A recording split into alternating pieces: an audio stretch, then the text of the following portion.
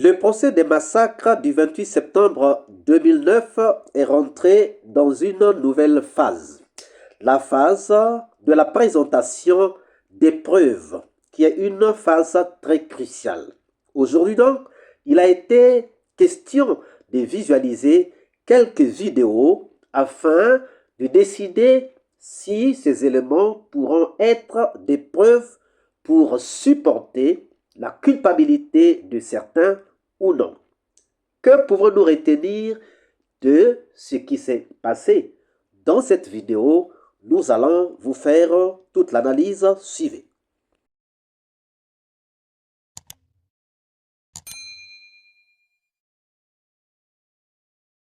Bonjour, bonsoir, cela dépend de l'heure à laquelle vous regardez cette vidéo. Bienvenue si vous nous découvrez pour une première fois. Ça a toujours été un réel plaisir pour moi de venir devant vos écrans vous exposer les analyses de Soleil d'Afrique. Et aujourd'hui, encore un retour sur le procès des massacres du 28 septembre 2009 avec cette nouvelle phase, la phase de présentation des preuves. Nous sommes là dans les preuves apportées par le parquet, par le ministère public pour soutenir ces accusations contre les accusés. Nous vous laissons d'abord suivre un extrait d'une des vidéos visualisées aujourd'hui et nous viendrons en faire l'analyse. Suivez. Des messages en train de fustiger mon image, fustiger l'image du CNDD, à comparer à celui d'un dictateur. Je crois falsifier une histoire en quelques fractions de secondes. Cependant, une situation machiavélique menée, qui d'ailleurs le peuple s'est refusé de se lever pour le suivre. Je ne peux que dire aujourd'hui au peuple de Guinée, merci au peuple de Guinée, le fait de ne pas se lever, la capitale, et toutes nos condoléances à tous nos confrères qui ne sont pas encore venus, les Guinéens de l'étranger, qui n'ont pas la communication, les réalités vivantes. Leur adresser toutes nos condoléances, mais que cet homme qui est assis devant vous ne peut que regretter, ne peut être que déçu par rapport à ce qu'il n'a jamais imaginé qui pouvait lui arriver. À l'impossible, nul n'est tenu. Voilà quant à la réponse de votre première question. Monsieur le Président, après les événements dramatiques qui viennent se dérouler, le choc passé, le deuil qui va finir, qu'envisagez-vous concrètement comme mesure pour identifier les coupables, les poursuivre et les sanctionner, de part et d'autre, bien sûr? Oui.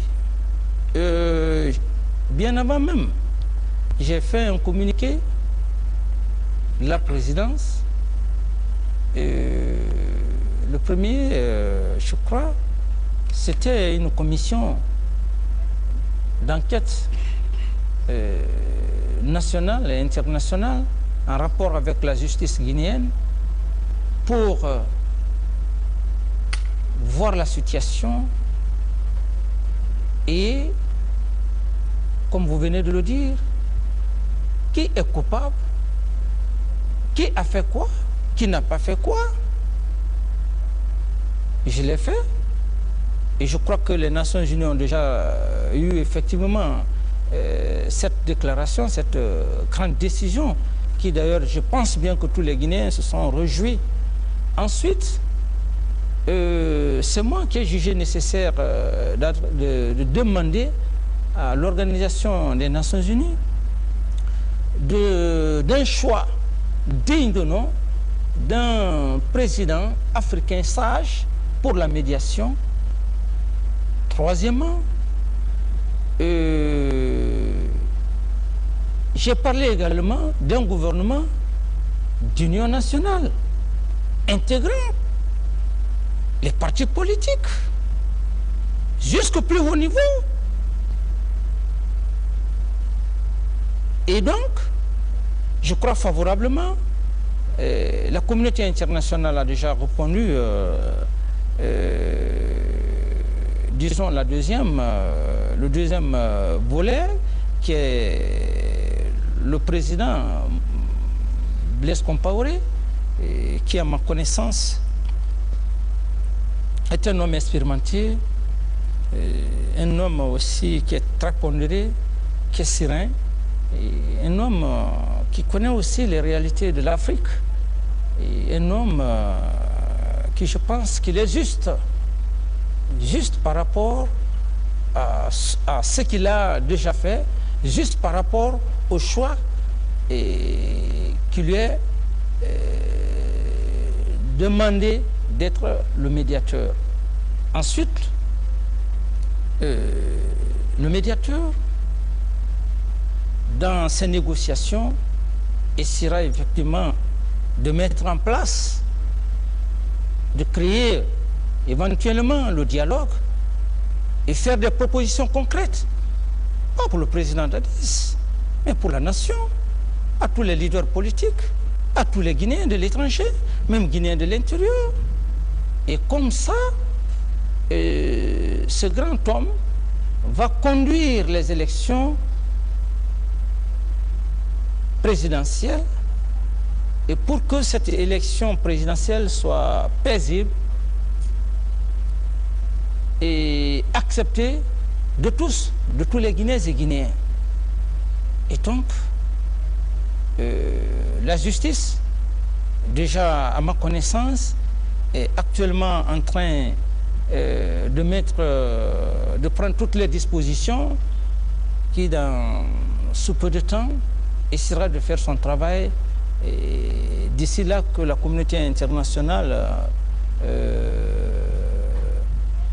envoie des enquêteurs indépendants, aussi indépendants, parce qu'il faut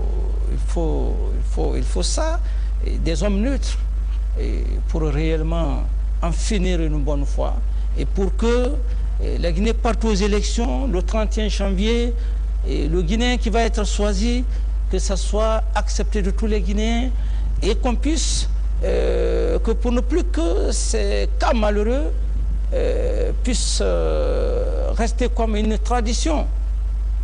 Et ça pourra saper le développement, ça pourra saper l'avenir de la nouvelle génération. Monsieur le Président, il y a quelque chose d'important. Tous les leaders reconnaissent que la Guinée, dans l'état actuel, est ingouvernable. En tout cas, ne peut pas être dirigée par un civil. Pourquoi? Parce qu'il faut faire l'ordre dans l'armée. Si reprenez la question, s'il vous plaît. Tous les leaders reconnaissent, en tout cas en privé, que la Guinée, dans l'état actuel, est ingouvernable pour un civil. Est-ce que vous pensez que vous êtes dans une position où vous pouvez faire l'ordre, mettre l'ordre dans l'armée? Parce qu'on se rend compte évidemment que l'armée ici, c'est un problème.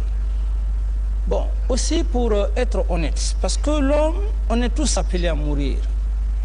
Et c'est pourquoi, chaque fois que je parle, je jure au nom de Dieu, au nom de mes enfants qui sont innocents. Parce qu'après tout, si je dois jurer, je peux jurer que pour ma personne. Parce que mes enfants sont innocents, mais je ne peux pas jurer au nom de Dieu et à ma progéniture. Il faut avoir la tête sur les épaules pour le faire. Mais si vous voyez un homme le faire, il faut dire que cet homme est honnête.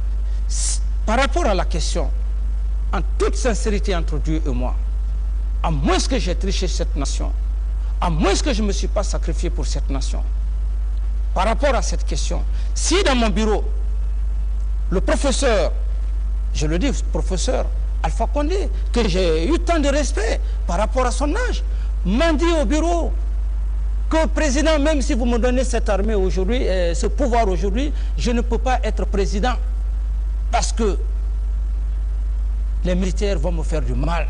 Tous les leaders me l'ont dit. Il y avait le dialogue, un dialogue franc, sincère et honnête. Ils l'ont dit pourquoi?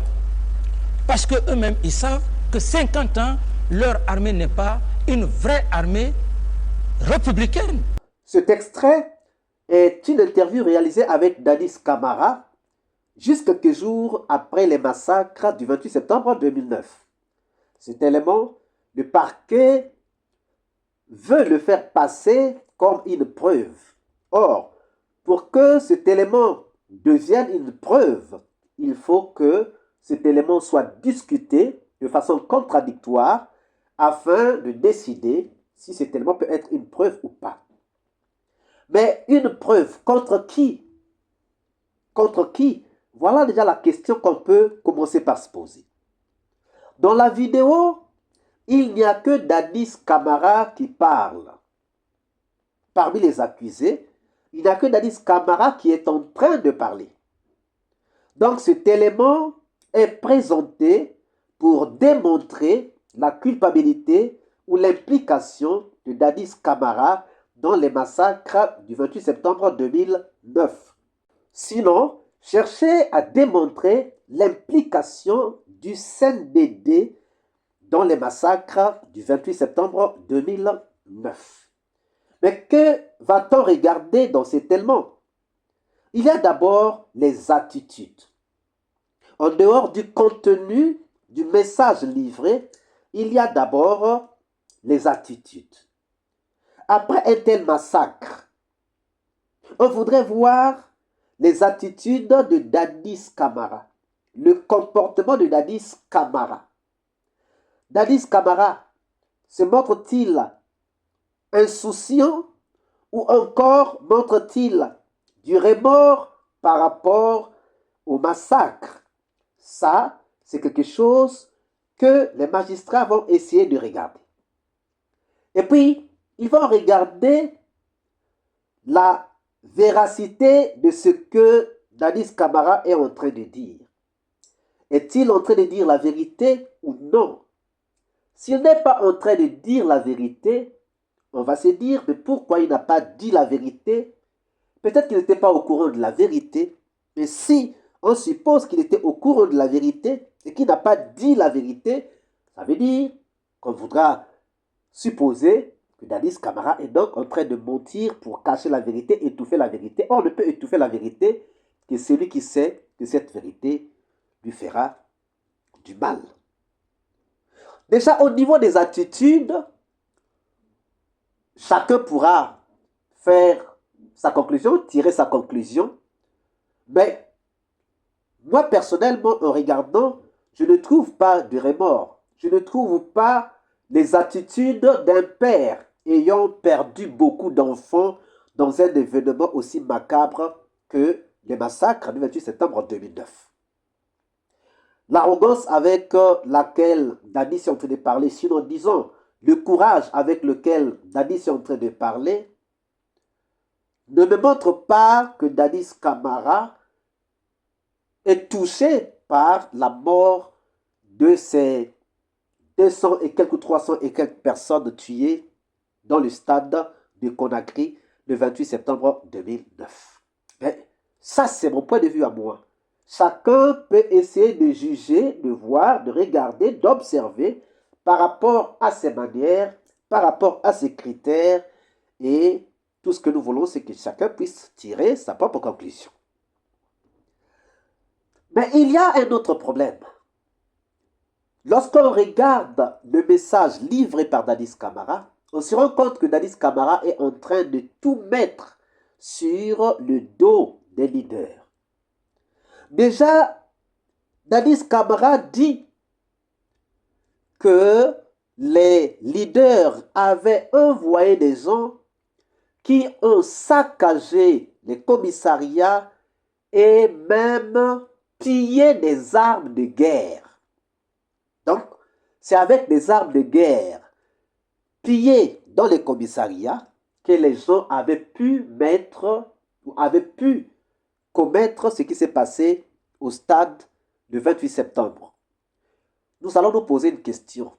Dans quel commissariat on peut trouver des armes de guerre? Puisque nous savons que la police n'est pas une unité de guerre. La guerre, c'est pour les militaires, ce n'est pas pour la police. Comment donc pouvait-on trouver des armes de guerre dans les commissariats?